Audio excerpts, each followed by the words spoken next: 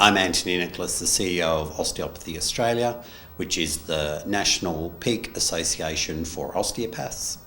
Our key priorities are around workforce, university training, developing and removing policy around barriers to working full scope, professionalism, acknowledgement of both consumers, healthcare professionals and governments of the skills of osteopaths. I was appointed to the Strengthening Medicare Taskforce as a representative of Allied Health Professions Australia, of which I'm the national chair, but also it gave us an opportunity because I'm the CEO of Osteopathy Australia. The role of this task force was really to review how we can modernise the primary healthcare system in Australia, and particularly how Medicare is funded through primary healthcare. Some of the key recommendations that came out of that might improve consumer access is looking at different models of funding. So there may be direct access to osteopaths or other allied health through Medicare rebates, better referral systems through GPs, whether it's an increase in the number of chronic disease management items, or whether there's some acknowledgement that for osteopaths or other allied health, there are core areas of their expertise where direct access for consumers for certain conditions would increase their access and remove barriers if there's waiting lists for general practice. But there are also some ones that are around systemic changes for access to my HR, digital health records and uploading, but also where an allied health can refer a consumer to access Medicare rebates like diagnostic imaging or pathology within their various areas of scope. We know that currently 20% of Australians have a chronic disease or condition, and many of those have other comorbidities. Osteopaths have been well trained to work around a range of musculoskeletal conditions, pain management, neurology around those areas, and how that impacts the whole person's life, their movement, their well-being, their mobility.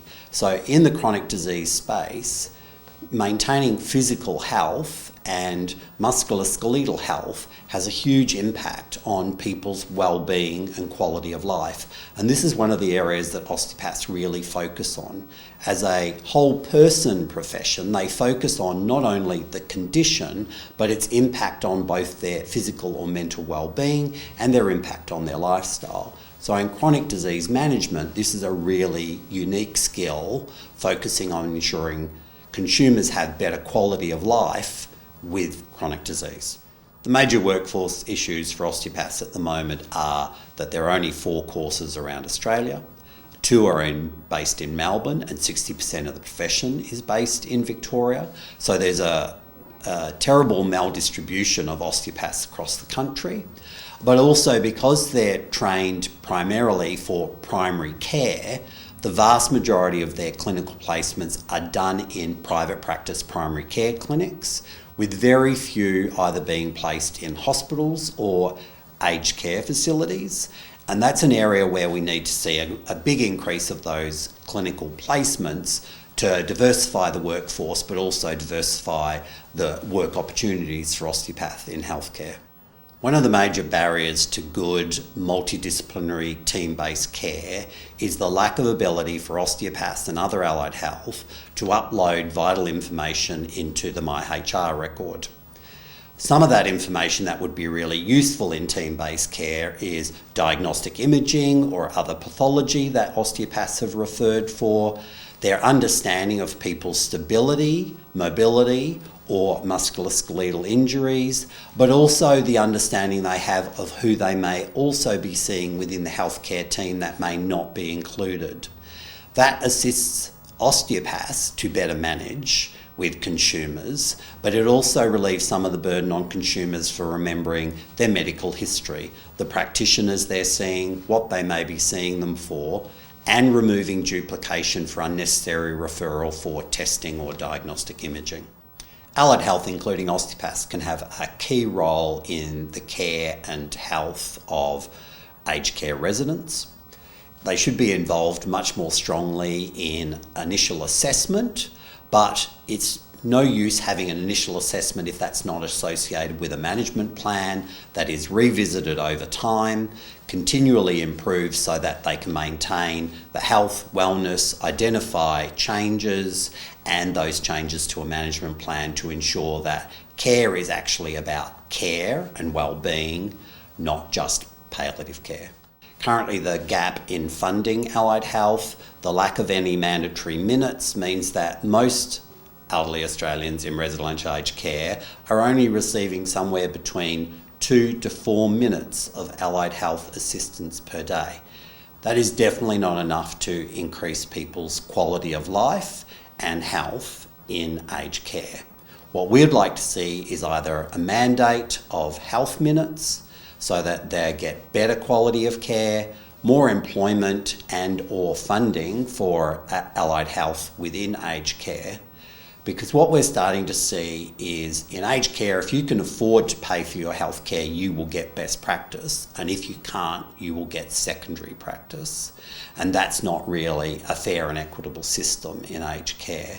We'd really like to see better reform and many of the recommendations out of the Royal Aged Commission actually implemented rather than the few that actually have been. We know that there is ongoing workforce problems across healthcare, and that's not just for general practice, but we know in general practice it is increasing quite dramatically. Only 14% of medical students are choosing to go into general practice, so the problem now is going to be tenfold a problem in the coming years. We're hoping that come the budget, we're going to see opportunities where the existing health workforce, including 200,000 allied health, can alleviate patient access issues by allowing osteopaths and other health professionals to work within their university qualifications and safe practice to get better direct access for consumers for areas such as referral for diagnostic imaging or pathology, referral to specialists with Medicare rebates within their scopes of practice so that they are not sitting on a waiting list to see a GP for months for care they could be receiving almost immediately through access with a university qualified allied health professionals. We're hoping we're going to see some of these legislative or funding mechanisms that are actually barriers to consumer care. And if we're not going to address some of those issues, ultimately Australians who can afford to pay for healthcare will get good healthcare and everyone else will be on a waiting list. In the upcoming budget, some of the things we are really hoping to see are an increase in the funded allied health chronic disease management items, removal of some of the existing funding barriers that would allow consumers to directly access allied health, such as osteopaths, with a Medicare rebate, better access to my HR record, but also the expanding of systems where allied health, such as osteopaths, are funded for their full scope of practice rather than the areas limited to current GP referrals, such as chronic disease.